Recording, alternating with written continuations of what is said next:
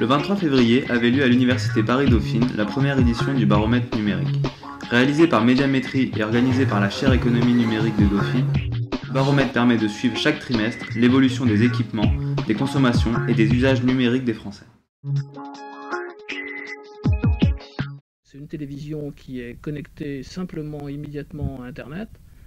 C'est beaucoup. Ce nombre très élevé de personnes qui ont acheté des téléviseurs, des équipements pour pouvoir se connecter via la télévision Internet est intéressant. Il y a un véritable engouement pour cette technologie et pour ce qu'elle peut apporter dans les foyers, avec une progression de plus de 30% de l'équipement. Ça veut dire que progressivement, un parc très élevé d'appareils nouveaux, de téléphones, on va dire un peu comme des smartphones intelligents, vont permettre à terme de se connecter sur Internet. Alors pour l'instant, ce n'est pas encore tout à fait le cas, mais le terrain est bien préparé. Un mobilote, c'est tout simplement quelqu'un qui a un téléphone mobile et qui s'en sert pour accéder à Internet, alors qu'habituellement les mobiles, c'était surtout pour téléphoner ou envoyer des SMS. C'est 4% par trimestre, donc ça veut dire que de plus en plus,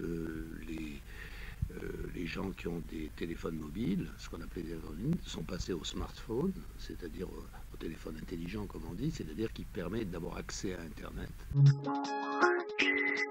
11% d'augmentation de e-commerce, c'est 11% en 3 mois. Donc ça fait des taux de croissance très élevés en un an, plus de 50% en un an. Donc c'est très très élevé. Le mobile est en train de devenir un support majeur à la fois des achats en ligne notamment. Ça c'est aussi une nouveauté, c'est-à-dire qu'on va pouvoir cliquer sur son téléphone et acheter un livre, un disque et bien autre chose, un billet d'avion, un billet de train, etc., etc.